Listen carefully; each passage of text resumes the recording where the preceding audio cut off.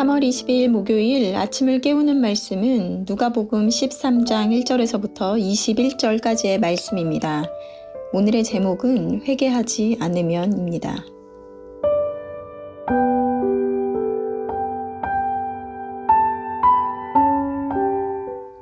오늘 말씀은 어제의 말씀에 이어 오래 참으시고 기다리시는 하나님 앞에 회개의 열매를 맺을 것과 하나님의 나라가 어떤 곳인지 비유를 통해 설명하고 계십니다.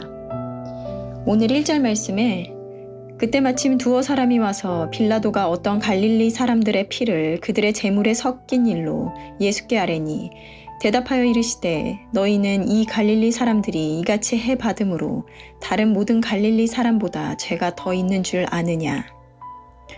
오늘 1절 말씀에는 그때라는 말로 시작하는데요.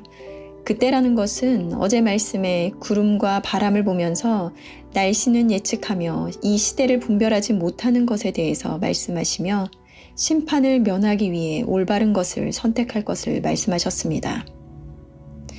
그 말씀을 하실 때 어떤 두 사람이 와서 예수님께 와서 충격적인 사건을 이야기하는데요.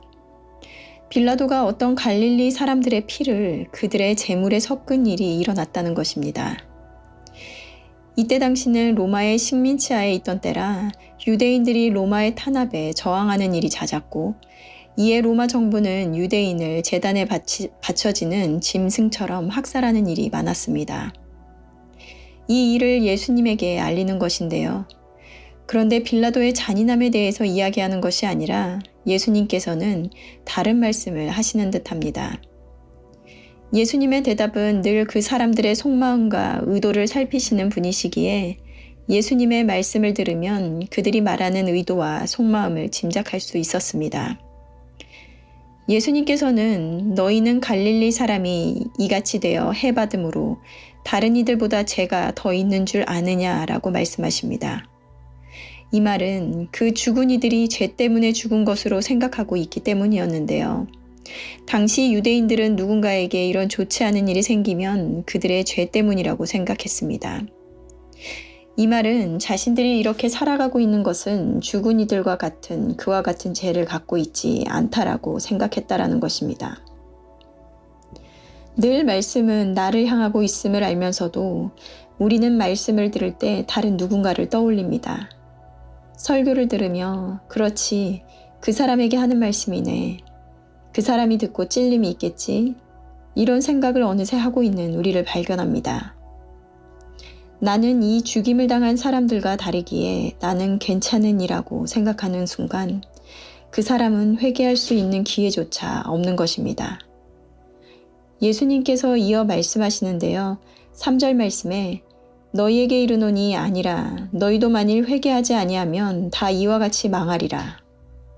사람을 분별하고 상황을 분별하고 세상을 분별하는 분별력이란 내가 먼저 말씀 앞에 크나큰 죄인임을 깨닫고 회개함으로 그 길에서 돌이킨 자들이 예수 그리스도 안에서 다시 거듭났을 때 가질 수 있는 것입니다. 먼저 회개가 없이는 죄에 대한 인식도 못한 자들이기에 무엇이 올바른 길인지 알 수조차 없다는 것입니다. 진정한 회개가 없으면 결국 멸망하는 길로 향하고 있음을 알아야 하는데요. 혹시 우리 마음 가운데 이것은 하나님이 원하지 않는 줄 알면서도 여전히 행하고 있는 것이 있으십니까? 회개하지 않으면 이와 같이 망하리라. 예수님은 회개의 열매를 맺으라 말씀하시면서 포도원의 무화과 나무를 비유로 들어 설명하십니다. 한 주인이 포도원에 무화과 나무를 심었는데 3년을 와서 그 열매를 구하였는데 아무것도 얻지 못하므로 포도원 지기에게 나무를 찍어버리라고 합니다. 이에 포도원 지기는 올해도 그대로 두면 자신이 열매를 맺을 수 있도록 거름도 주고 두루 살피겠다고 만류합니다. 그리고 만일 그 후에도 열매를 맺지 못하면 그때 찍어버리라 말하는데요. 무화과 나무는 심고 3년이 넘어야 그제야 열매를 맺을 수 있다고 합니다. 그리고 나서 3년을 기다렸는데 열매 맺지 못하는 나무를 뽑는 것은 당연한 것이겠죠. 그 나무로 인해 다른 나무와 주인에게 피해를 주는 것이기 때문입니다. 무화과 나무는 이스라엘을 뜻하는데요. 영적 이스라엘인 우리들을 하나님께 선택하시고 이와 같이 걸음을 주고 돌보지만 그 합당한 열매를 맺지 못하고 있다는 것입니다. 그럼에도 불구하고 오늘도 주님께서는 그의 긍휼하심으로 오래 참으사 속히 합당한 열매를 맺는 나무가 되기를 기다리시고 기회를 주고 계시는 것입니다. 그렇다면 어떻게 하면 열매를 맺는 삶을 살 수 있을까요? 요한복음에서 예수님께서 이렇게 말씀하셨습니다. 내 안에 거하라. 나도 너희 안에 거하리라. 가지가 포도나무에 붙어 있지 아니하면 스스로 열매를 맺을 수 없음같이 너희도 내 안에 있지 아니하면 그러하리라. 예수님에게 거할 때 그 열매를 맺을 수 있다고 하는데요. 예수님 안에 거한다는 것은 어떤 의미일까요? 이는 어떤 모호하고 막연한 것이 아니라 우리가 말씀 안에 거한다는 것입니다. 말씀을 가까이 하고 말씀이 내 삶의 기준이 될 때 말씀이 거울이 되어 내가 인지하지 못했던 우리의 죄가 보여지고 하나님 앞에 회개의 열매를 맺고 더 나아가 시대를 분별하고 하나님 원하시는 뜻을 알아 그에 합당한 열매를 맺는 삶을 살아갈 것입니다.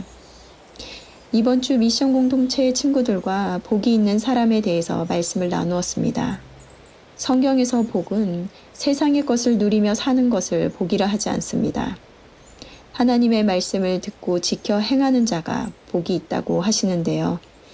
이것이 멸망으로 가는 것이 아닌 생명으로 가는 자들이기 때문일 것입니다. 오늘도 말씀을 듣고 말씀으로 나를 돌아보고 합당한 열매를 맺음으로 하나님의 복된 자녀로의 삶을 살아가는 오늘이 되시기를 바랍니다. 함께 기도하시겠습니다. 하나님 감사합니다. 오늘도 말씀으로 우리가 지금 당장 해야 하는 것이 무엇인지 말씀하여 주시니 감사합니다. 우리는 삶에서 당장 눈앞에 보여지는 것들을 하느라 바쁜 삶을 살아갑니다. 그래서 말씀은 시간이 될 때, 행하며 사는 것도 내가 여유가 될 때라고 하며 미루며 미루다 열매 맺지 못하는 무화과 나무같이 살아가고 있음에도 인지하지 못하고 살아가는 것은 아닌지 돌아봅니다.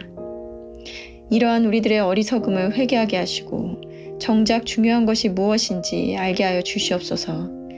주님의 긍휼하심으로 오늘도 기다리시는 주님 앞에 회개의 열매를 맺고 멸망이 아닌 생명의 길로 돌이키는 우리들 될 수 있도록 인도하여 주시옵소서. 감사드리며 예수님의 이름으로 기도드렸습니다. 아멘.